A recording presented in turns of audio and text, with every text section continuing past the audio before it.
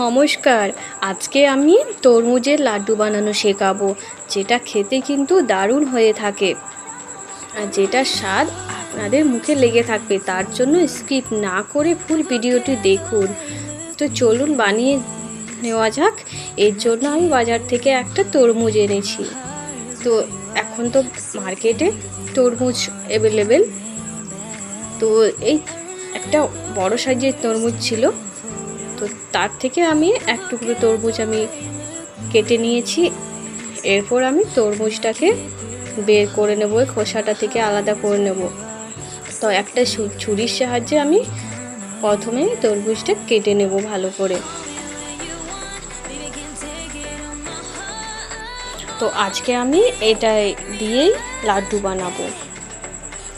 আপনারা সব ধরনের লাড্ডু তো খেয়ে থাকেন, আজকে আমি আপনাদেরকে নতুন এক ধরনের লাড্ডু রেসিপি দেখাতে যাচ্ছি, যেটা তরমুজ দিয়ে বানানো যায়। এটা কিন্তু খেতে দারুণ হয়ে থাকে। অন্য লাড্ডুর তুলনায় এটার স্বাদ কিন্তু একদমই আলাদা। একবার বানিয়ে অবশ্যই খেয়ে দেখবেন, খেতে কিন্তু দারুণ হয়। তরমুজগুলো আমি আরেকটু ছোট ছোট করে কেটে নেব। তো এখানে আমি সবগুলো টুকরো টুকরো করে কেটে নিয়েছি।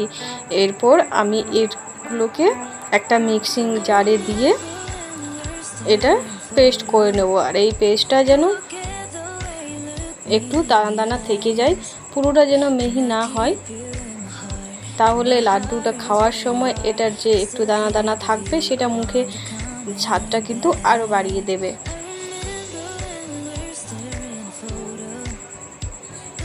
এই দেখুন, এটা আমি পেস্ট বানিয়ে নিয়েছি। এখানে কোনো আমি জল ব্যবহার করব না, এটা খুব মসৃণভাবে পেস্টটা করেছি। এই দেখুন, খুব মিহি হয়নি পেস্টটা, একটু দানা দানা থেকে গেছে।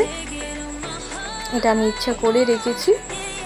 এরপর আমি গ্যাসের উনুনে একটা ফ্রাইং প্যান চাপিয়ে দেব, তাতে আমি 1 চামচ মতো ঘি দিয়ে দেব।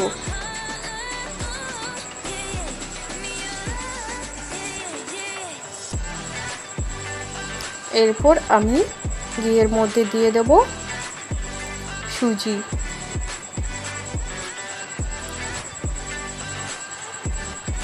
এখানে আমি 2 চামচ মতো সুজি নিয়েছি, বড় চামচের। এরপর এটা আমি ভালো করে লাল লাল করে সুজিটা ভেজে নেব।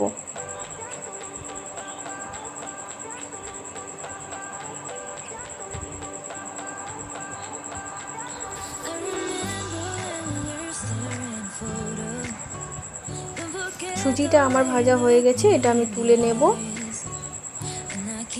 তারপর আমি ফ্রাইং প্যানের মধ্যে এই যে তরমুজের পেস্টটা বানিয়েছিলাম সেটা ঢেলে দেব।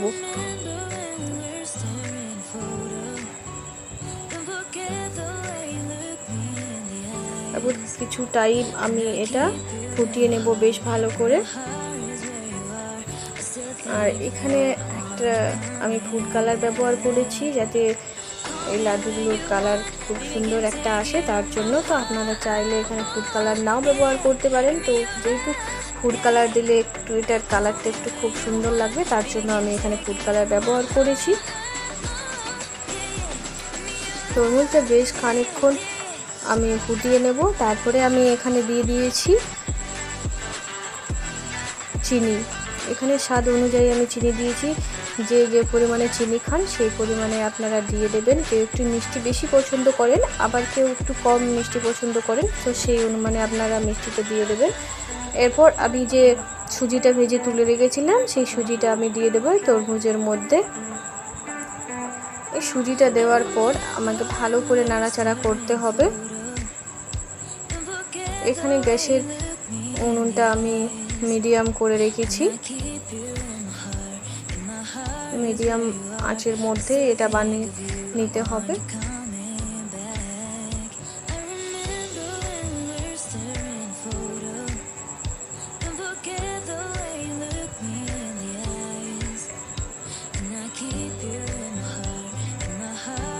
এখানে আমি কোনো জল ব্যবহার করিনি, তো এটা আমার শুকিয়ে এলেই এটাকে আমি নামিয়ে নেব।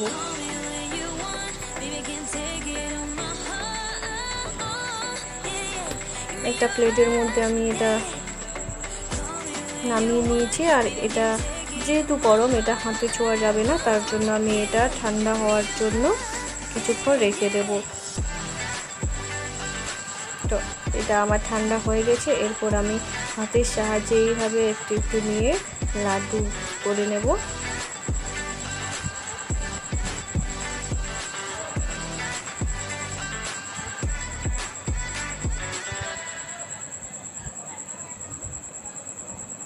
আপনারা যেমন সাইজের বানাবেন। এরপর আমি একটা প্লেটের মধ্যে একটু গুঁড়ো দুধ নিয়েছি, আর এই গুঁড়ো দুধের মধ্যে লাড্ডুটা আমি ভালো করে মাখিয়ে নেব। এই দেখুন, তো আমি কতগুলো লাড্ডুতে গুঁড়ো দুধ মাখিয়ে নিয়েছি, আর কতগুলো লাড্ডু আমি এমনিতেই রেখে দিয়েছি। তো এই হলো আমার আজকের রেসিপি, তরমুজের লাড্ডু। নমস্কার, সবাই ভালো থাকবেন।